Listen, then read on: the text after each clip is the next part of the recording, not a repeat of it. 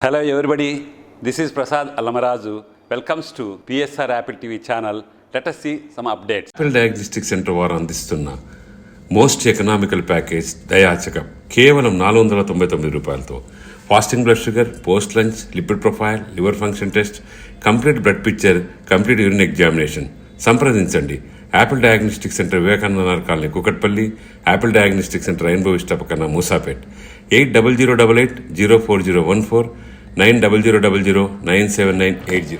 सभापति जी, मैं आज आपके माध्यम से देश की संसद का ध्यान, देश की सरकार का ध्यान अपने 1 करोड़ उन कर्मचारियों की ओर ध्यान आकर्षित करना चाहता हूं जो मैं समझता हूं पूरे देश की व्यवस्था को चला रहे हैं।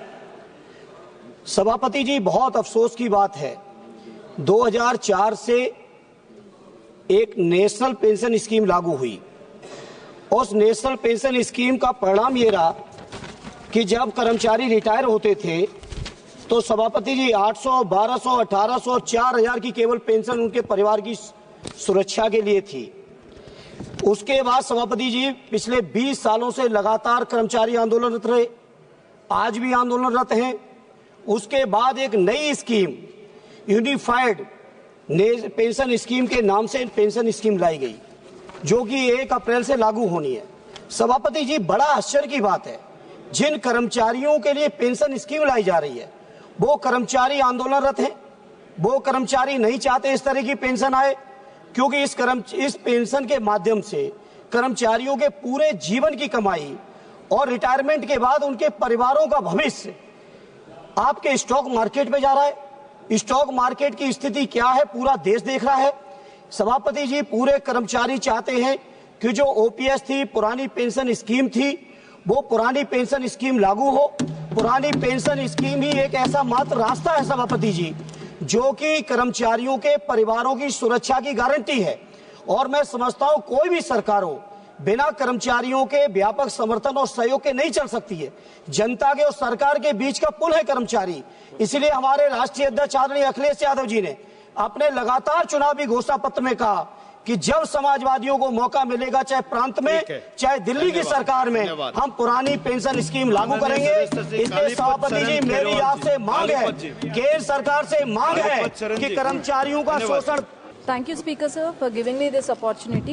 I would like to talk about the long-pending issue regarding inclusion of Beda Budaga Jangam in the state of Andhra Pradesh into Scheduled Caste. Sir, as we speak, Beda Budaga Jangam is the most downtrodden community in our state, and these people are the people who sing folk songs called Burakadulu in our language. They are not even accessed entry into the villages, and they are called or welcomed into the villages only when there is a death in the village, just to entertain the departed by their songs. When living do not honor them, the departed honor these people, sir. And during 1976, Government of India has included them into SC category, wherein they had opportunities in education, employment, and also in welfare schemes until 2008. But then afterwards, after bifurcation, also our Andhra Pradesh, in the pretext of there are no Budaga Jangam in our state of Andhra Pradesh, these people have given OC category, sir, from SC. And they have lost all the opportunities. And also there was a there was a committee. There was a committee in 2007. What is your demand, please? Yes, sir. There was a committee also, and the resolution was also passed by Legislation and Council of Ministers in Andhra Pradesh in 2019 and 2023. So what I request is this Beda Budaga Jangam people, they deserve all the respect, dignity, and also opportunities, sir.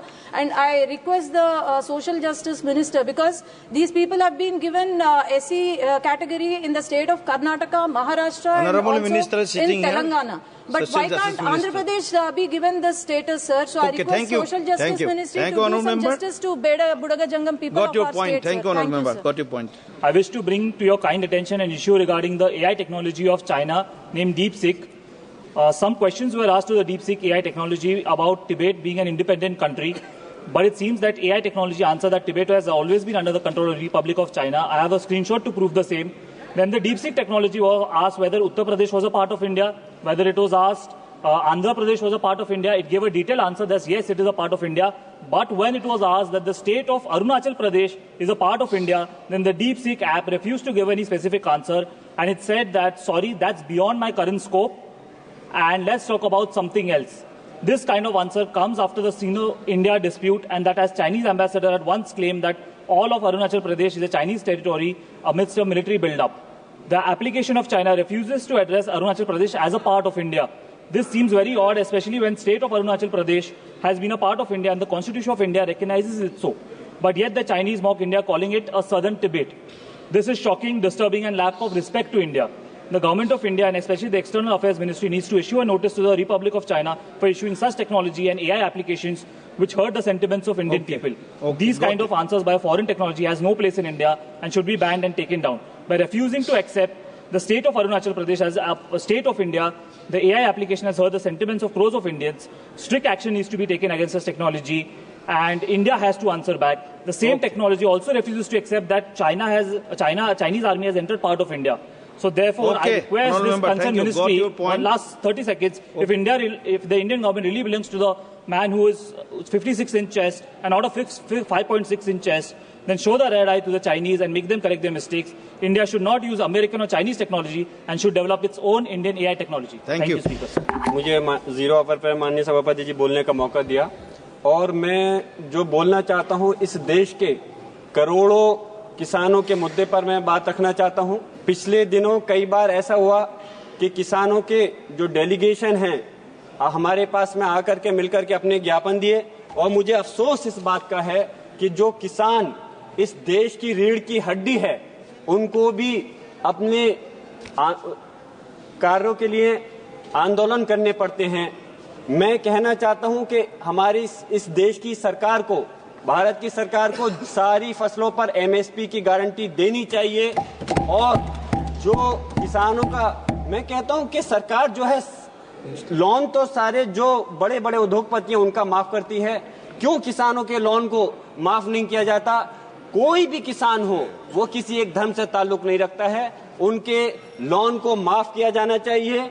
और ये सरकार ने वादा किया था 2021 के अंदर कि हम कोई भी नया बिजली बिल अधिनियम नहीं लेकर आएंगे, तो इसमें उनका खासतौर से पॉइंट था कि कोई भी इस प्रकार का बिजली बिल नहीं आना चाहिए। माननीय सभापति महोदय जी, मैं इस बात को कहना चाहता हूं कि मेरे संभल के अंदर भी किसान समाज के पूरे देश के अंदर रहते हैं, उनके साथ में भी बहुत बड़ा उत्पीड़न हो रहा है, और जिस तरह से उनके साथ ज्यादती हो रही है और जिस तरह से उनके साथ कानून व्यवस्था के नाम पर खिलवाड़ हो रहा है, मैं चाहता हूं कि इस देश की सरकार को सिर्फ ये कह करके कि वो प्रदेश का मसला है, इस चीज पे पीछे नहीं होना चाहिए, बल्कि संज्ञान लेना चाहिए इस देश के उन किसान भाइयों के लिए कि उनको आइंदा फिर से दोबारा से आंदोलन करने की जरूरत नहीं पड़े। Thank you. తెలంగాణ రాష్ట్రంలో వాల్మీకి బోయ వర్గాలను షెడ్యూల్ తెగల జాబితాలో చేర్చడం అనేటటువంటి అతి ముఖ్యమైనటువంటి అంశంపై ఈరోజు ఈ సభలో మాట్లాడేందుకు నాకు అవకాశం ఇచ్చినందుకు ధన్యవాదాలు అధ్యక్ష। బోయ వాల్మీకులు విద్యలో కానీ ఉద్యోగాల్లో కానీ మరి ఆర్థికంగా కానీ చాలా వెనుకబడి ఉన్నటువంటి పరిస్థితులను అనుభవిస్తున్నారు అధ్యక్ష। పురాతన కాలంలో వీళ్ళు వేటకు పోయేటటువంటి వాళ్ళు, ఈ రోజు వాళ్ళకి ఎలాంటి కులవృత్తి లేదు। బోయ వాల్మీకులు పక్క రాష్ట్రమైనటువంటి కర్ణాటకలో ఇతర అనేక రాష్ట్రాల్లో ఎస్టీలుగా గుర్తింపు పొందుతున్నారు, కానీ తెలుగు రాష్ట్రాలైనటువంటి తెలంగాణలో కానీ ఆంధ్రలో కానీ వారు ఇంకా వెనుకబడినటువంటి తరగతుల జాబితాలోనే ఉన్నారు। దీనివల్ల వాళ్ళకి చాలా అన్యాయం జరుగుతూ ఉంది అధ్యక్ష। తెలంగాణలో ముఖ్యంగా 5 లక్షల మందికి పైగా జనాభా బోయ వాల్మీకులు ఉంటే ఉమ్మడి మహబూబ్ నగర్ జిల్లా మా పార్లమెంటులోనే అత్యధిక శాతంగా బోయ వాల్మీకులు ఉన్నారు। సో వారిని ఎస్టీ జాబితాలో చేర్చాలన్నటువంటి వారి యొక్క ఆకాంక్ష మేరకు గత ప్రభుత్వం, తెలంగాణ ప్రభుత్వం వారి స్థితిగతులు, ఆర్థిక పరిస్థితులను పరిశీలించడం కోసం చెల్లప్ప కమిటీని వేశారు అధ్యక్ష। సో చెల్లప్ప కమిటీ చేసినటువంటి సిఫారసులను పరిగణలోకి తీసుకొని అప్పటి తెలంగాణ ప్రభుత్వం శాసనసభలో ఆ కమిటీ సిఫారసులకు ఆమోదం తెలుపుతూ తీర్మానం చేసి కేంద్ర ప్రభుత్వానికి ప్రతిపాదనలు పంపడం జరిగింది అధ్యక్ష। ఆ రిక్వెస్ట్ ఏంటంటే కావున రామాయణం రచించినటువంటి వాల్మీకి వారసులైనటువంటి వాల్మీకులను నవభారత నిర్మాణంలో సాధికారత మరియు సమానత్వం వారు సాధించాలంటే గౌరవనీయులైనటువంటి గిరిజన వ్యవహారాల శాఖ మంత్రి గారు దయతో తెలంగాణ ఆంధ్రప్రదేశ్ రాష్ట్రాల్లో ఉన్నటువంటి వాల్మీకి బోయలను ఎస్టీ జాబితాలో చేర్చాలని మీ ద్వారా ప్రభుత్వాన్ని కోరుతా ఉన్నాను అధ్యక్ష. Thank you. Okay madam. Shri Kangana Ranaut ji. धन्यवाद अध्यक्ष महोदय जी. धन्यवाद अध्यक्ष महोदय जी. मैं हमारी सरकार की सराहना करना चाहती हूं कि उन्होंने जो सौभाग्य योजना है दीनदयाल उपाध्याय ग्राम ज्योति योजना के द्वारा जो है समस्त भारत में खासकर रूरल एरिया में जो इलेक्ट्रिफिकेशन की है, विद्युतीकरण किया है, वो अत्यधिक उनका जो नेतृत्व है बहुत ही सराहनीय है. लेकिन साथ ही मैं उनका ध्यान जो है आकर्षित करना चाहती हूँ. हमारे मंडी में जो मेरी ऐसी कई विधानसभाएं हैं जहाँ पे बहुत ही हाई एल्टीट्यूड के बहुत ज़्यादा क्षेत्र हैं, छोटे छोटे गांव हैं जहाँ पे इतनी बर्फबारी होती है, बहुत ही एक्सट्रीम वेदर रहता है और वहाँ पर जो पूरी पावर ट्रांसमिशन इंफ्रास्ट्रक्चर है बहुत ही पुअर है. उसके साथ ही ट्रांसफॉर्मर्स बार बार कोलैप्स करते रहते हैं और उसके कारण वहाँ पे वोल्टेज भी बहुत लो रहता है. थोड़ी बर्फबारी होती है या बारिश होती है सर बहुत लंबे लंबे पावर कट्स लगते हैं. उनकी वजह से जो है लोगों का पूरा जीवन जो है ठप हो जाता है. कई बार तो कई हफ्तों तक बिजली नहीं रहती है. छोटे छोटे व्यवसाय जो हैं वो ठप हो जाते हैं. और ऐसी एक नहीं, सिराज, बंजार, आनी, कुल्लू जैसी बहुत सारी विधानसभाएं हैं. तो महोदय जी मैं जो है हमारी पावर मिनिस्ट्री हो गई, जो हिमाचल प्रदेश इलेक्ट्रिसिटी बोर्ड हो गया, उनसे मैं ये बहुत ही विनम्र अनुग्रह करती हूँ कि वहाँ पे जल्दी जल्दी जो है 100% इलेक्ट्रिफिकेशन की जाए. इन एरियाज में पार्शियल इलेक्ट्रिफिकेशन है और उसके साथ ही जो है दे शुड ऑल्सो स्ट्रेंथन जो पावर डिस्ट्रीब्यूशन जो उनका इंफ्रास्ट्रक्चर नेटवर्क है, they should definitely strengthen that. और साथ में ही आई रिक्वेस्ट कि हमारे जो नेतृत्व का जो एक विजन है कि हर नागरिक को जो इलेक्ट्रिसिटी मिलनी चाहिए रिगार्डलेस ऑफ जियोग्राफिकल कंस्ट्रेंट, तभी हम लोग पा सकेंगे. धन्यवाद. Thank you. श्री